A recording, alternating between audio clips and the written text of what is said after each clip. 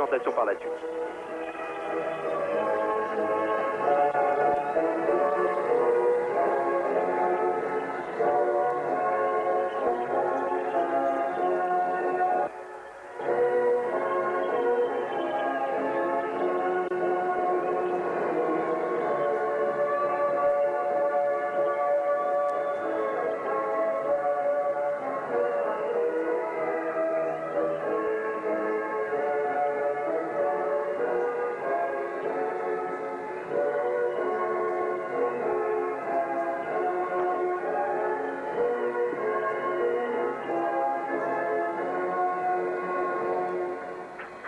Réveille-toi le roumain, c'est le titre de cet hymne roumain, une poésie écrite au siècle dernier, et maintenant la marche polonaise.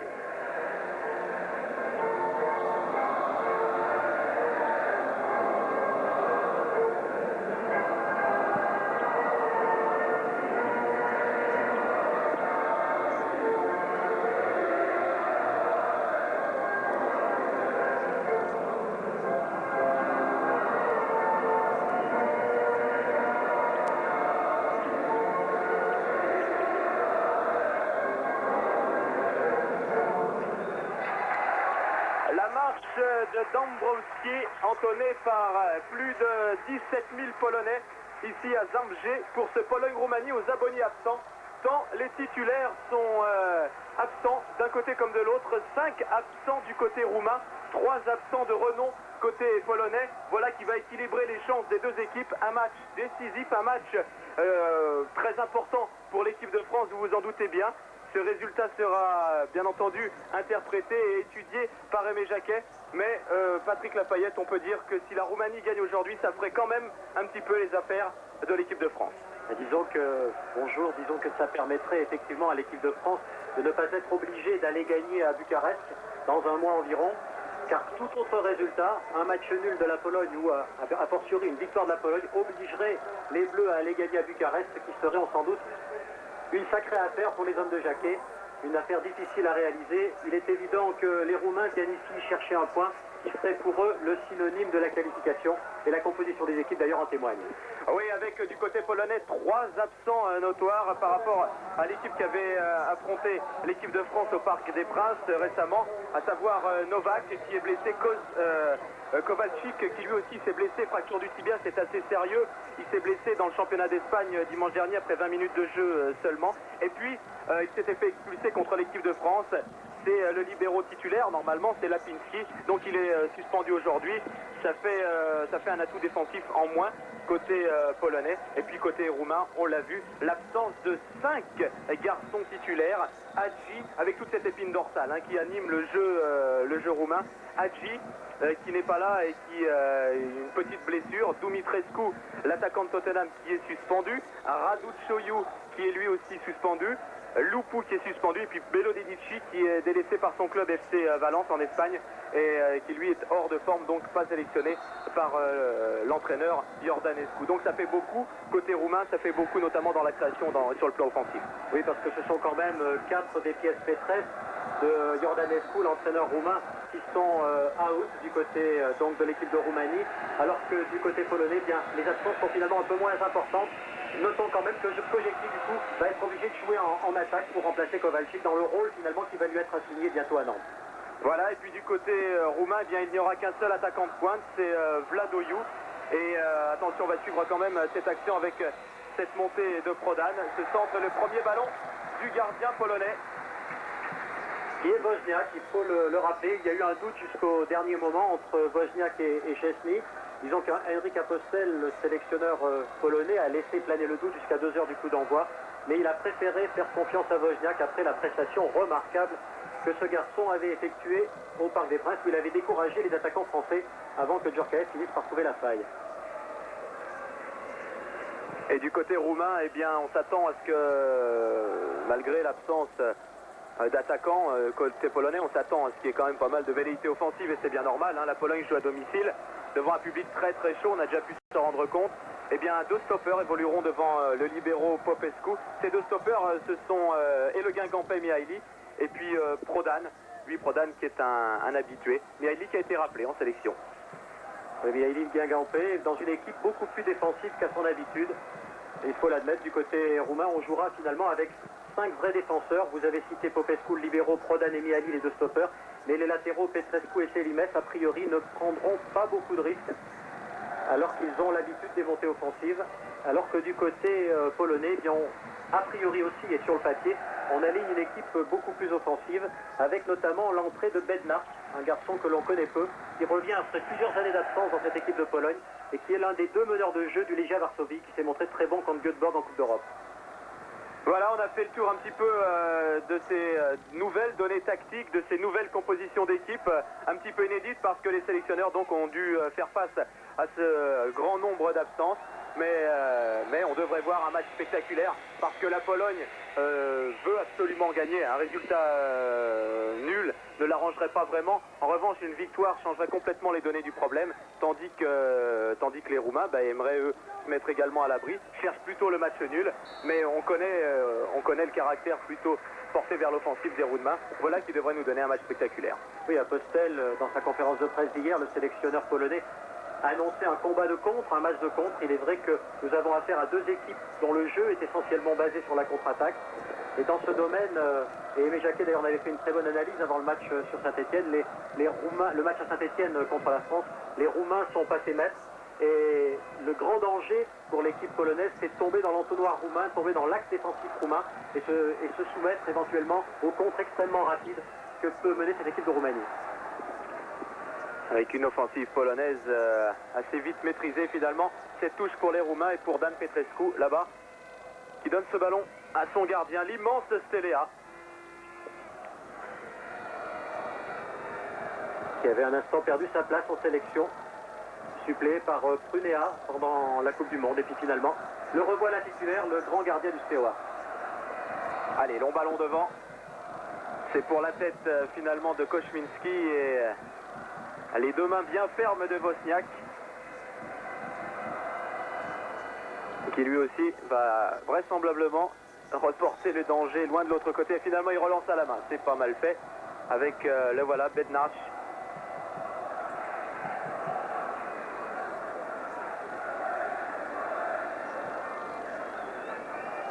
Attention à Vladoiu, il est tout seul devant. Ça ne veut pas dire qu'il ne va pas avoir de ballon.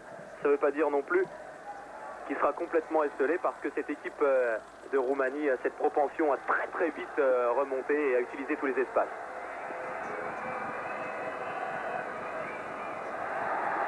Bednarz qui s'appuie sur Juskowiak et tentait de trouver Wiczewski. Ça n'a pas fonctionné. Wiczewski à la récupération face à Lakatos. Et Lakatos qui ouvre bien là-bas pour monter à nous tout seul sur l'aile gauche. C'est un petit peu trop long, mais attention, gare aux contre-attaques roumaines. Oui, c'est ce qu'on avait annoncé. On l'a vu en 2 occasions. La première fois, c'est Lupescu qui avait lancé de très loin à Lakatos, qui n'a pu se saisir du ballon. Et là, c'est Lakatos lui-même qui, après un petit dribble dans le rond central, avait lancé Munteanu sur le côté gauche. On joue très vite, on récupère le ballon et immédiatement on lance devant côté roumain. Et généralement ça fonctionne, mais généralement aussi devant, Christophe, il y a des garçons comme Dumitrescu et Raducioiu. Et là, Vladoiu et Lakatos n'ont peut-être pas les jambes de des 2 jeunes titulaires habituels. Bednarz dépossédé du ballon là-bas par Petrescu. Récupération avec Wirczewski.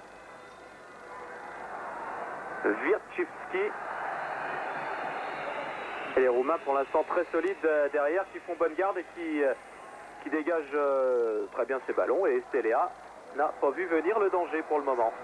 Pour l'instant, les Roumains appliquent la tactique qu'ils avaient adoptée à Saint-Etienne face à la France. Ils abandonnent quasiment délibérément une moitié de terrain à l'adversaire et ils vont se contenter de placer des contres.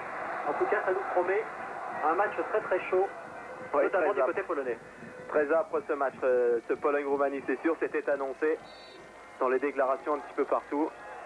C'est très important pour les Polonais de ne pas laisser passer leur chance, parce qu'ils savent, les Polonais, qu'ils ne doivent pas laisser les Roumains prendre un point ici pour maintenir la motivation des Roumains face à la France dans un mois à Bucarest, parce que si les Roumains venaient à prendre un point, ou bien sûr 3 points ici à Jabjé, eh bien cette équipe de Roumanie serait d'ores et déjà qualifiée, ça assurait d'une des 2 premières places du groupe, et donc serait peut-être démobilisée pour recevoir la France, donc double enjeu en fait pour la Pologne. Mihaly, le long, c'est simple, mais ça marche avec Selimès encore une fois. Et il va obtenir un corner. Et le Roumain.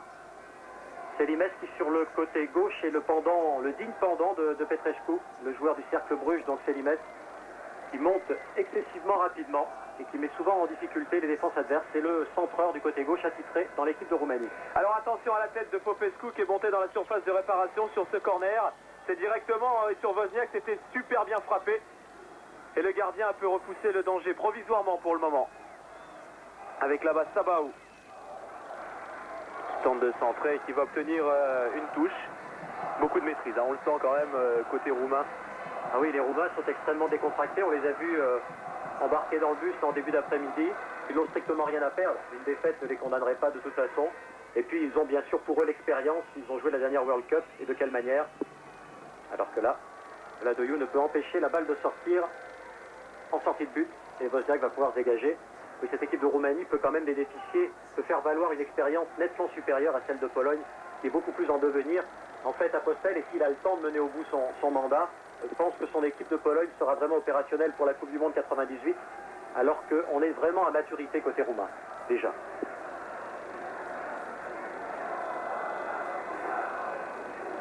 Voilà, dégagement complètement raté de la part de Wozniak et Vladoiu qui en profite dans la surface de réparation et qui se heurte, ma foi, bien heureusement pour la Pologne, à Thomas Waldor, très vigilant, mais un dégagement complètement raté de Wozniak qui met en difficulté toute son équipe. Et voilà qui va pas vraiment le mettre en confiance, le gardien. Et c'est reparti côté polonais avec Jaskulski qui cherchait Kozetski hors jeu. Attention au carton. Kozetski qui nous a avoué hier, Christophe, qu'il aimait bien jouer devant, dans le rôle qui va être celui qu'il doit tenir normalement à Nantes. Et ça ne le dérange pas du tout de se retrouver devant aux côtés de Juskoviak. Les hommes qui sont chargés maintenant finalement de le remplacer dans la construction du jeu, étant des garçons comme Ziesiski ou comme Bednarz que l'on ne connaît pas, ces garçons de cette équipe du Legia de Varsovie qui monte et qui va jouer la Ligue des Champions pour la première fois de son histoire. Long ballon de Lupescu, il cherchait là-bas et c'est bien vu Lakatos. Et petite blessure de Wozniak apparemment sur cette sortie, il a pris un coup sur le bras, Wozniak. Angel Iordanescu, le sélectionneur roumain. Général Iordanescu. Général Iordanescu, oui. Qui à son retour de la Coupe du Monde a eu le bonheur, pour cet homme qui a longtemps joué au COA, le club de l'armée, l'honneur donc de recevoir le grade de général des mains du président Iliescu. On a du mal à se trouver pour l'instant côté polonais. Long ballon, là c'était à destination de Juskoviak. Mais il va falloir être rapide pour surprendre la vigilance des défenseurs roumains qui sont eux très rapides. Et dont la grande force est le placement et la rigueur tactique. Et il recule les Polonais là, à l'image de Bednarz qui obtient la touche certes, mais il a perdu 30-40 mètres de terrain. Pas simple l'affaire pour l'instant pour les Polonais. Jaskulski. Non. Mauvais rebond au moment où il allait centrer. Et cette balle qui s'en va loin, loin, loin derrière les buts de Bogdan Stelea. Oui, Apostel qui voulait une pression de son équipe dans les 20 premières minutes. C'est pas vraiment servi pour l'instant. On se cherche beaucoup. Et Kojeki, quand il est devant, eh bien, il manque dans l'organisation, alors que côté roumain, finalement, Lupescu remplace pour l'instant assez bien Hadji. Avec une bonne intervention peut-être de Wiczewski là. Ça aurait pu profiter ou à Juskoviak ou à Wiczewski lui-même. Et finalement, c'est une touche polonaise qui les remet dans le bon sens avec Sierdziewski qui a fait cette touche directement sur Ivan. Et un bon coup franc là pour les Polonais à la limite de la surface de réparation. Il y a des grandes tailles côté polonais, il y en a des grandes également côté roumain. Ça nous promet un beau duel aérien sur ce coup franc. Oui, même si le jeu de tête n'est pas la force de ces deux équipes. Et c'est Kozetski qui s'approche pour tirer ce coup franc bien placé. Il y a des garçons comme Popescu d'un côté ou Juskoviak de l'autre qui peuvent se livrer un beau duel. Allez, on va voir ça avec ce coup franc de Kozetski. Oui, bien tiré directement sur Wiczewski et ce ballon qui a du mal à sortir de la surface. Et finalement, c'est Marius Lakatos qui est revenu défendre et qui sort ce ballon et qui obtient un coup franc. Et oui, et ça c'est l'illustration parfaite du jeu roumain. Ces joueurs techniquement sont très forts, ils viennent provoquer l'adversaire et ils obtiennent énormément de coups francs. C'est un des pièges dans lesquels tombe souvent l'adversaire. c'est la qualité technique des Roumains qui leur permet donc de faire cette petite différence au niveau des coups francs, qui est si importante. Sabaou. Ouais, coup franc aussi sur Sabaou. C'est juste. On aime beaucoup porter le ballon côté roumain, mais on le fait toujours intelligemment, avec du soutien derrière. Et on perd finalement rarement ce ballon. D'ailleurs, la difficulté face à la Roumanie, c'est de ne pas laisser la Roumanie développer son jeu et être en possession du ballon. Il faut être plus rapide que les Roumains, et ça, c'est pas une masse à faire. Lupescu. Et il peut écarter là avec Dan Petrescu qui remet à Lupescu. Il faut changer de côté maintenant. Et il repasse par son libéro, Popescu. Mihaili, le Guingampais, ça part devant, ça va vite. Intervention de Munteanu. Mihaili de nouveau. Et beaucoup de mouvements sur le front de l'attaque, même s'il n'y a qu'un seul attaquant. Très très vite quand même, les défenseurs polonais sont repoussés dans leur base. Mihaili qui intercepte, qui joue avec Selimès, c'est bien vu. Lakatos qui appelle là-bas au centre, il va être servi, non? Centre un petit peu trop fuyant et finalement Wozniak. Mais diable que cette équipe polonaise a du mal à construire son jeu, n'y parvient même pas pour l'instant. Ah oui, la Roumanie montre qu'elle est quand même pour l'instant la patronne de ce groupe. Et elle vient donc pour l'instant aussi donner la leçon à une Pologne qui apparaît bien pâle et qui en tout cas manque d'énergie, manque de vivacité pour prendre en défaut une défense très très bien alignée et très compacte côté roumain. Voilà, Koźmiński qui a joué très rapidement avec Kozetski pour la tête de Juskowiak. Voilà, par où peut-être peut passer le salut. Ce duo Kozetski-Juskowiak. Et Popescu, une fois de plus, a eu le dessus sur Juskowiak. Popescu qui est là dans son rôle, puisque Belodedici ne joue pas, dans le rôle qu'il va tenir au Barça, où il remplace donc, rappelons-le, Ronald Koeman. Popescu qui d'ailleurs a marqué le premier but du Barça et un but de la tête lors du début de cette nouvelle saison espagnole. Lupescu avec Sabaou derrière Mihaili. Popescu, Munteanu très disponible en ce début de rencontre. Munteanu et sur la gauche Selimès également qui a de l'espace, qui va pouvoir centrer tranquillement. Selimès pour Lakatos là-bas en retrait. Sabaou superbe. La reprise, c'est la première occasion franche de cette rencontre. Elle est roumaine, ça n'est pas une surprise. Les Roumains sont meilleurs sur le terrain. Après pratiquement le premier quart d'heure de jeu, pas tout à fait encore, mais bien meilleure impression du côté roumain que du côté polonais. Ah oui, la vivacité du contre une fois de plus, avec notamment donc sur le côté gauche des garçons comme Munteanu et Selimès, remise tranquille de Lakatos et Sabaou qui est un peu à court de forme en ce moment, qui relève de blessure, qui revient en équipe nationale après 1 an et demi d'absence seulement, après une grave blessure qu'il a tenu éloigné des terrains très longtemps, le joueur de Brescia. Eh bien, sa reprise n'est pas cadrée, mais voilà qui doit donner des frissons à l'équipe polonaise, qui doit se méfier des couloirs qu'elle occupe très très mal pour l'instant. Ah ouais, et puis au milieu de terrain, c'est pareil, il y a de l'espace. Kozetski a l'air un petit peu perdu, du coup il revient dans le rond central. Bref, pas vraiment en place cette équipe polonaise. Et la touche sera roumaine, malgré les protestations d'un public très très chaud qui, depuis une bonne heure et demie maintenant, se bagarre. Ah oui, c'est malheureusement l'habitude à Jabgé. Il y avait déjà eu des incidents d'ailleurs quand l'équipe de France était venue jouer ici, obtenir son 0-0. Bagarre entre clans de supporters rivaux, les clubs ici en Pologne se détestent. Bagarre quand les deux clubs de supporters ne se cherchent pas trop de noises, eh bien affrontement direct avec les policiers, bref, climat un peu spécial ici à Zabrze. Et notamment dans le virage de gauche en regardant votre écran, c'est-à-dire le virage ouest. Et tout à l'heure c'était très très chaud, ça s'est calmé un petit peu, espérons.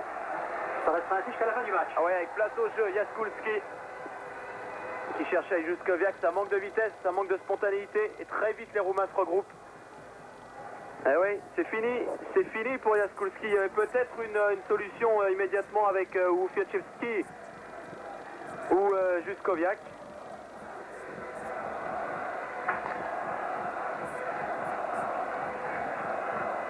Kozetski. Il est à côté de lui, Ivan, il a derrière lui Piotr Sergievski. Et finalement la tête de Vichivski. C'est très aérien, c'est spectaculaire. Ça ne pose pas danger à Bogdan Stelea. Tout tranquille le gardien roumain pour l'instant. Une faute de Vladoiu qui s'est revenu défendre sur Kozetski. Oh, c'est une faute gentille de la part de Vladoiu quand on connaît le personnage. Attention à cette tête de Juskowiak. Voilà, hein, on disait tout à l'heure, voilà le salut où il peut passer sur la tête de Juskowiak peut-être. Ben, il vient de nous donner la preuve qu'effectivement c'est un redoutable joueur dans les airs. Juskowiak qui est le meilleur buteur de l'équipe de Pologne avec 6 buts et le meilleur buteur d'ailleurs de toutes les éliminatoires de l'Euro. Et là c'est Kozielski, donc il avait très bien trouvé, mais une tête pas assez appuyée de Juskowiak. Ben voilà, Juskowiak qui va pouvoir servir Bednarz qui va rentrer dans la surface de réparation. Il n'y a aucun appui, aucune solution. Et il est contré. Pichivski un petit peu en retard sur ce coup-là. Au deuxième poteau, il y avait Ivan, mais il était marqué. Dommage hein, qu'il n'ait pas eu plus de soutien. On aurait presque pu penser que Bednarz allait tirer, lui qui est un gaucher, un des rares gauchers de cette équipe, avec Koźmiński. Mais il n'a pas eu le temps, il a voulu centrer. En tout cas, c'est encore lui, Bednarz, ce garçon-là, qui obtient un coup franc intéressant aux abords de la surface de réparation.